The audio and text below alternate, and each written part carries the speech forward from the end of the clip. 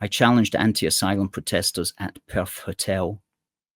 To change minds, we must listen to those ignored by mainstream politics. Well, that's fair enough.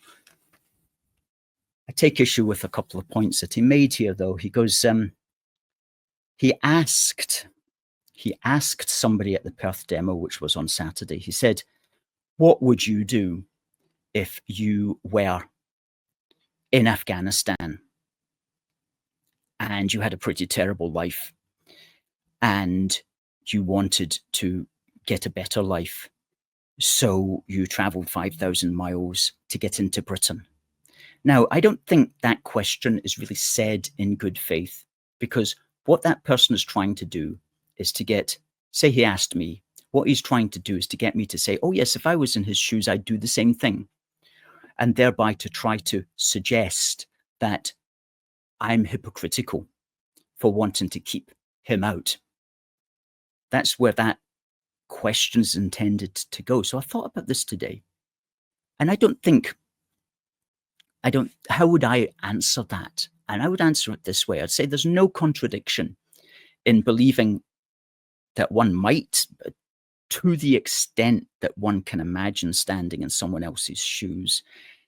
There's no contradiction in believing that one might want to come to the UK, say from Afghanistan, but also believing that people in the UK have the right to deny such people entry or to send them home. You know, we can imagine that somebody would want to come here for his own reasons, but we've also got our reasons to keep them out. So just because he might have a good reason, we've still got a good reason to keep him out. It doesn't mean that I have to agree with him. I've got to look at my long-term interests as well. I have to put myself in my own shoes for a change. I have to consider my interests. I don't have the luxury of putting myself in other people's shoes. And most of us do not have the luxury of putting ourselves in other people's shoes. And I know of this person who wrote this, and I know the sort of mentality that these folk have. And so his solution, right, wait for this, his solution, he says, if Western governments insist on reducing immigration, there is only one way to achieve that. Unless and until there is a colossal transfer of wealth from the richest to the poorest parts of the world, people will always immigrate in vast numbers. So that's his solution, a colossal transfer of wealth from here to there, as if that's going to stop it. And, you know, he's not thinking this through, because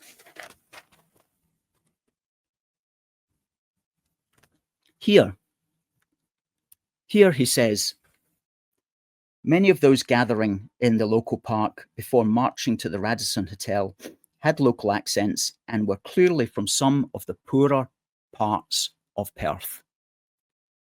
Okay, so these are, to use the vernacular, poor people. And he's saying that the answer to immigration is to transfer the wealth of these people to Afghanistan. These people don't have wealth. We don't have wealth to transfer. So that really gets me when they come up with that. It's like, let's all care about the poor people in Afghanistan, but what about the poor people in Perth? They have got a right. They have got a right as well, not just to be heard, which at least he's giving them some sort of publicity there, but also to be respected, and their political desires should also be met. And the answer is not impoverishing them even more in order to send endless funds to some third world country. Complete baloney. Now, there are ways that you can help third world countries. We can look at the debt system. We can see the extent to which these countries are unnecessarily caught into the debt trap. We can look at freeing them from that to the extent that it's possible. We can look at trade to the extent that there's things to trade.